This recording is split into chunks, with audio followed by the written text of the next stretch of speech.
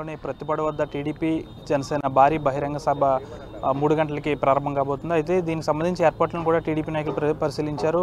ఇదే విషయంపై మనతో మాట్లాడడానికి టీడీపీ తాడేపల్లిగూడెం నియోజకవర్గ ఇన్ఛార్జ్ వలవల బాబ్జీ గారు ఉన్నారు. సార్, ఏర్పాట్లు ఎలా సాగుతున్నాయి, ఎంతమంది వస్తారని అంచనా వేస్తున్నారు? ఏర్పాట్లు గత 3 రోజులుగా బాగా సాగుతున్నాయి. ఈ రోజుతో ఏర్పాట్లన్నీ కూడా పూర్తయిపోయే పరిస్థితి ఇక్కడ కనపడతా ఉంది. మరి ఈ సభకి అంటే ఉమ్మడి సభ Telugu Desam party Janasena first time ఎన్నికల శంఖారావంలో భాగంగా జన విజయకేతనం జెండా పేరుతోటి నిన్న నాదెండ్ల మనోహర్ గారు, మా పార్టీ పెద్దలు పుల్లారావు గారు ఆవిష్కరణ చేయడం జరిగింది. మరి రాబోయే రోజుల్లో ఇక్కడ మరి ఆంధ్రప్రదేశ్ ప్రభుత్వం చేసిన అనేక దురాఘాతాలని ఎండగట్టడానికి ఈ సభని తాడేపల్లిగూడెం నియోజకవర్గంలో ఎంచుకోవటం జరిగింది. ఎందుకంటే అన్ని ప్రాంతాలకి సెంటర్ ప్లేస్గా ఈ తాడేపల్లిగూడెం నియోజకవర్గాన్ని ఎన్నుకోవడం జరిగింది. ముఖ్యంగా మరి రైతులు కానీ,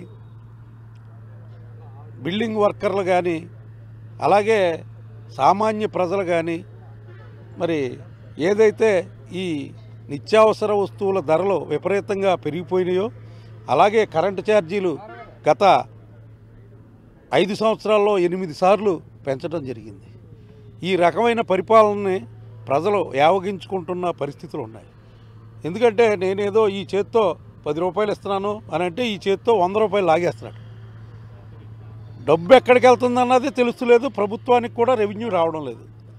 లిక్కర్ పాలసీ తీసుకుంటే అతి దారుణమైన పాలసీని ప్రవేశపెట్టి డిజిటల్ లేకోకుండా ఆయన ఇక్కడ వచ్చిన డబ్బు ఎంతో తెలియదు, ఎవరికీ తెలియదు, వాళ్ళకే తెలియదు, ఎవరికీ తెలియదు.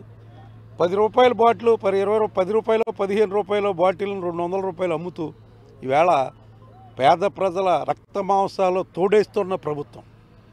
ఆ వేళ ఇసుక ఫ్రీగా ఇస్తే ఈవేళ ఇసుకనే వందలాది కోట్ల రూపాయలు, వేలాది కోట్ల రూపాయలు తాడేపల్లి ప్యాలెస్కి, వందలాది కోట్ల రూపాయలు మీ కార్యకర్తల జేబుల్లోకి వెళ్ళే పరిస్థితుల్లో ఈవేళ ఇసుకని ఒక ఆయుధంగా మలుచుకున్నారు.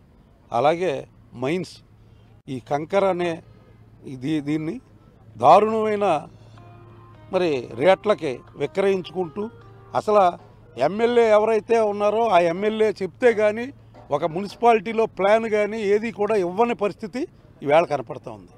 ప్రతి దానికి కూడా ఇంత అని చెప్పి లంచాలు ఇచ్చే పరిస్థితి ఈ ప్రభుత్వంలో జరుగుతుంది.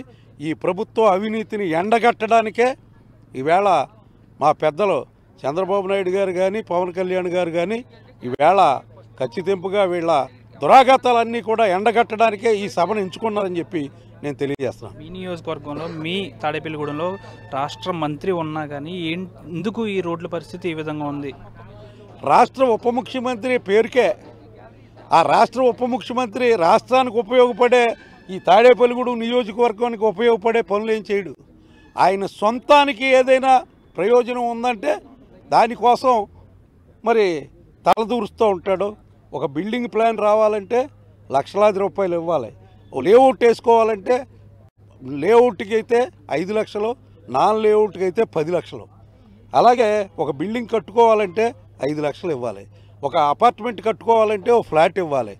ఒక మరి ఏదైతే మాల్స్ ఉన్నాయో ఆ మాల్స్ కట్టుకోవాలంటే కోట్లాది రూపాయలు వసూలు చేసిన పెద్ద మనిషి ఎవరన్నా ఉన్నారు అని అంటే 5,000 దగ్గర నుంచి మరి కోట్లాది రూపాయల దాకా లంచాల మరిగిన మరి మదమెక్కిన ఉప ముఖ్యమంత్రి ఎవరన్నా ఉన్నారు అని అంటే అది కొట్టు సత్యనారాయణగా చెప్పక తప్పదు. ఈవేళ తాడేపల్లిగూడెం ప్రజానీకం అంతా కూడా కోడైకి వస్తున్న పరిస్థితి. ఇతన్ని ఎప్పుడు పారదోల్దామా అని చెప్పి నరకాసుర వధ కోసం వెయిట్ చేస్తున్నారు. నియోజకవర్గ సమస్యల కోసం మీ అధినేత దృష్టికి ఎన్నిసార్లు తీసుకువెళ్లారు? ఈ రీసెంట్గా ఏమన్నా సమస్యలు ఏమన్నా మీ అధినేత దృష్టికి తీసుకువెళ్లారా?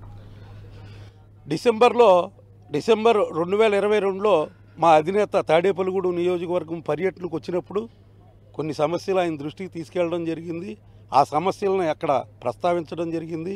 ఏదైతే ఇక్కడ సమ్మర్ స్టోరేజ్ ట్యాంక్ ఉందో ఇక్కడికి దగ్గరే ఆ సమ్మర్ స్టోరేజ్ ట్యాంక్కి ఆ రోజునే తెలుగుదేశం ప్రభుత్వంలో 33 కోట్ల రూపాయలు శాంక్షన్ చేయిస్తే ఈవేళకి కూడా ఆ సమ్మర్ స్టోరేజ్ ట్యాంక్ని అలాగే ఉంచేసిన చరిత్ర కలిగిన ఐదేళ్లలో ఒక్క పని కూడా చేయని పరిస్థితి ఈ వైసీపీ ప్రభుత్వానికి ఉంది.